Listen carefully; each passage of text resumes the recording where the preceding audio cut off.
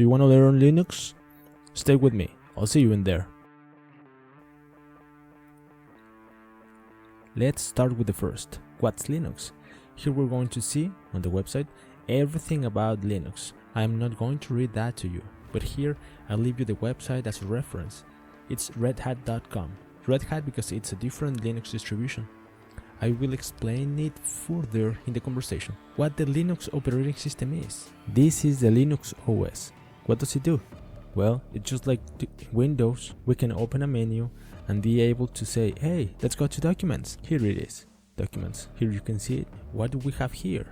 Here is desktop, documents. As in Windows, here we can see it by folders, documents, downloads, music, pictures, videos, and then the recycle bin. What browser do we have? Well, in automatic, we have Firefox, but of course we can download any other. This is where the tabs, up here we have the tabs as if we're in our taskbar in Windows. But hey, in order to not go into so much detail, let's compare them. What do you think? As you can see, this Linux distro is called CentOS. This OS is a derivative of Red Hat distro. Red Hat is another Linux distro, but in order to run Red Hat, you need to pay for a license. However, CentOS doesn't, and we chose CentOS because it's free. So here I will be able to teach you without me having to pay anything. Let's compare them. What do you think? Do we compare Red Hat with Windows? Okay, let's compare them.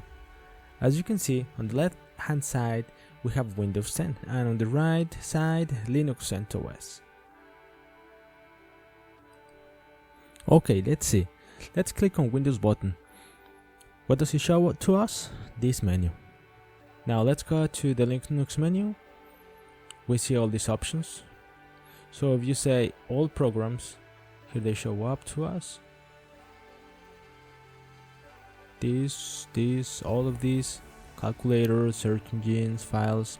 If I say to Windows, show me all your programs, here they are. Look, all programs.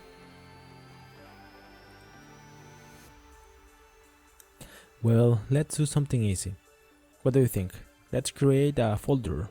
In Windows, we already know, we go here to File Explorer, and this menu appears for us to create a folder where desktop, downloads, pictures, documents, music, let's go to documents.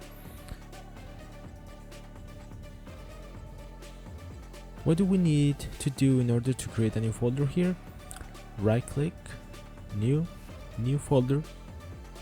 How we name it? Test.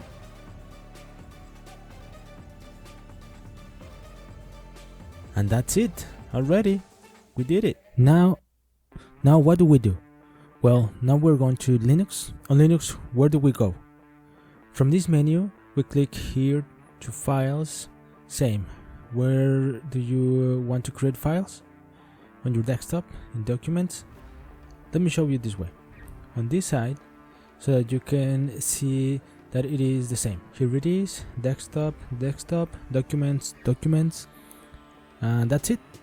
Let's go to documents, create new folder. This is going to be called test, and same thing, we're going to create another one, and this is going to be called example, and that's it. Well, now what are we going to do? Look, on the left side we see that Windows default browser is Microsoft Edge. I click on it, and the search engine will load.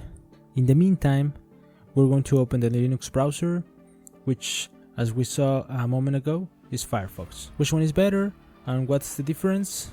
Well, that's a topic for another video.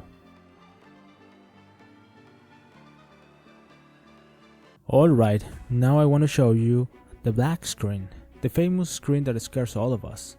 On Linux it is called terminal. Here it is, it's this little square. We click on it and here it shows up. This is the black screen, okay? Now let's jump into Windows. When I click here, this appears. This means that this operating system, which is a virtual machine that is running at the same time as Linux is going to take control of my mouse. Nothing else than that, don't worry.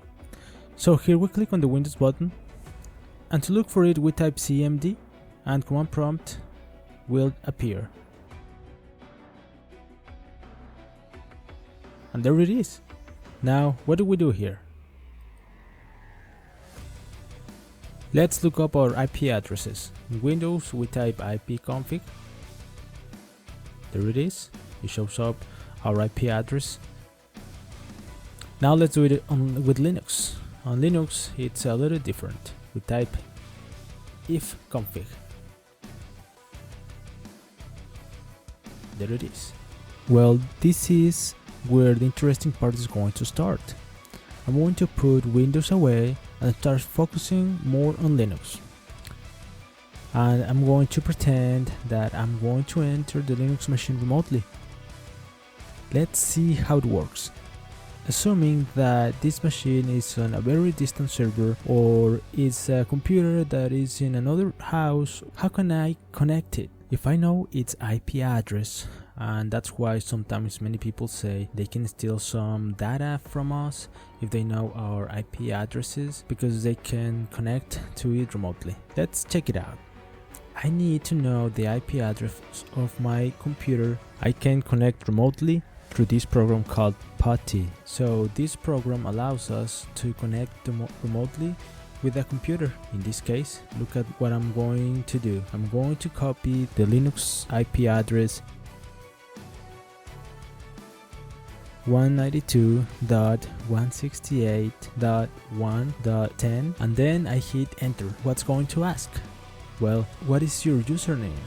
To see if it is true that you have permissions to enter to this computer. And then I'm going to put my username. Well, and now what's the password? Ready. Now notice that I can do the same thing I did on the black screen here. Remember, I'm on Linux, so ipconfig Linux, I said, no Windows. Ifconfig. Look, I'm going to close. I want to put it here so that you can see.